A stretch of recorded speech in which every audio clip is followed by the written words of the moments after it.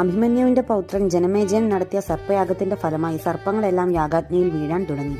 ജനമേജയന്റെ അച്ഛനായ പരീക്ഷത്തിന്റെ മരണത്തിന് കാരണമായ തക്ഷകനെയും കൊന്ന് സർപ്പകുലത്തിനാകെ നാശം വരുത്തുവാനാണ് മഹത്തായ സർപ്പയാഗം തുടങ്ങിയത്.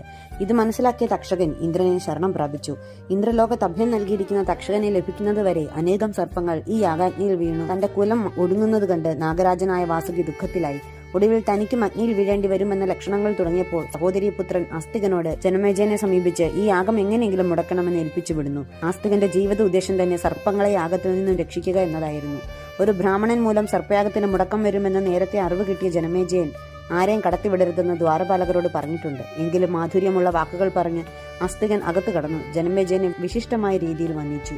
ആസ്തികന്റെ അറിവിൽ സന്തുഷ്ടനായ രാജാവിന് അയാൾക്ക് എന്തെങ്കിലും വരം കൊടുക്കണമെന്നായി. എന്നാൽ തക്ഷകൻ ഇനിയും യാഗത്തിൽ വീണിട്ടില്ലെന്നും അതിനു മുമ്പ് അങ്ങനെ പ്രവർത്തിക്കരുതെന്നും പറഞ്ഞ മഹർഷിമാർ ഇന്ദ്രനോട് കൂടെ തന്നെ തക്ഷകനെ ഹോമിക്കാൻ ഒരുങ്ങി.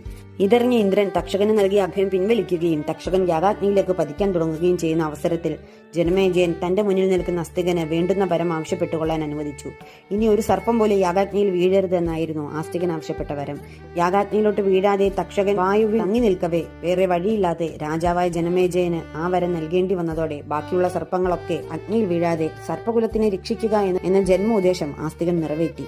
ആസ്തികന്റെ ചരിത്രം വായിക്കുന്നതോ ആ നാമം സ്മരിക്കുന്നതായിട്ടുള്ളതോ ആയ ഒരാൾക്ക് സർപ്പഭയം ഉണ്ടാകില്ല എന്ന് സർപ്പകുലമാകി ആസ്തികനെ അനുഗ്രഹിക്കുന്നു.